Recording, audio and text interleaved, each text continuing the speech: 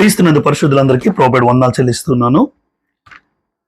121 కీర్తన 8వ వచనంలో, ఇది మొదలుకొని నిరంతరము యెహోవా నీ రాకపోకలందు కాపాడును. దేవుడు నీ రాకపోకల్లో నేను కాపాడాలి అంటే మనము బోర్డు మీద పేరు రాయించుకున్నంత తేలిక కాదండి. వాహనాల మీద చూడండి, నీ రాకపోకలందు యెహోవా నిన్ను కాపాడును అని రాయించుకుంటాం. కానీ దేవుడు ఒక వ్యక్తిని కాపాడాలంటే ఆ వ్యక్తి జీవితం ఎలా ఉండాలి? దావీదు గారు దేవునికి ఇష్టానుసారుడైన మనుష్యుడు అని దేవుడే సాక్ష్యం ఇచ్చారు. నా ఇష్టానుసారుడైన మనుష్యుడు, నా ఉద్దేశాలన్నీ నెరవేర్చేవాడు. ఎందుకు దావీదు దేవునికి ఇష్టానుసారుడు అయ్యాడు అంటే, సమూయేలు మొదటి గ్రంథం 18వ అధ్యాయంలో 14వ వచనం, దావీదు సమస్త విషయముల్లో సుబుద్ధి కలిగి ప్రవర్తింపగా యెహోవా అతనికి తోడుగా ఉండెను. దావీదు సుబుద్ధి కలిగి ప్రవర్తించారు. అన్ని విషయాల్లో ఒక వ్యక్తిలో ఉన్న సుబుద్ధి దేవుని దయను సంపాదించుకుంటాడండి. దావీదులో ఉన్నటువంటి సుబుద్ధి, సమస్త విషయాల్లో సుబుద్ధి కలిగి ప్రవర్తించగా దేవుడు అతనికి తోడుగా ఉన్నాడు. దేవుడే తోడుగా ఉంటే రాకపోకలందు కాపాడకుండా ఉంటాడంటారా? ఆలోచించండి.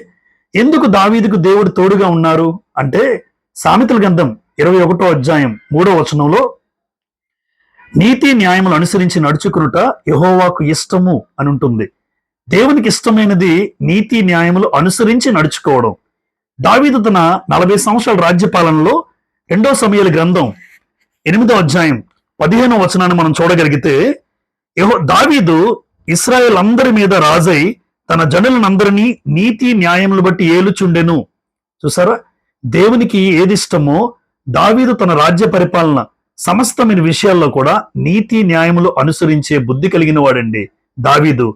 2వ సమూయేలు గ్రంథం 8వ అధ్యాయం 6వ వచనంలో, దావీదు ఎక్కడికి పోయినను యెహోవా అతనిని కాపాడుచుండెను. ఆ మాట చూసారా, దావీదు ఎక్కడికి పోయినను యెహోవా అతన్ని కాపాడుచుండెను. అదే అధ్యాయం 14వ వచనం చివరిలో కూడా, దావీదు ఎక్కడికి పోయినను యెహోవా అతనిని కాపాడుచుండెను.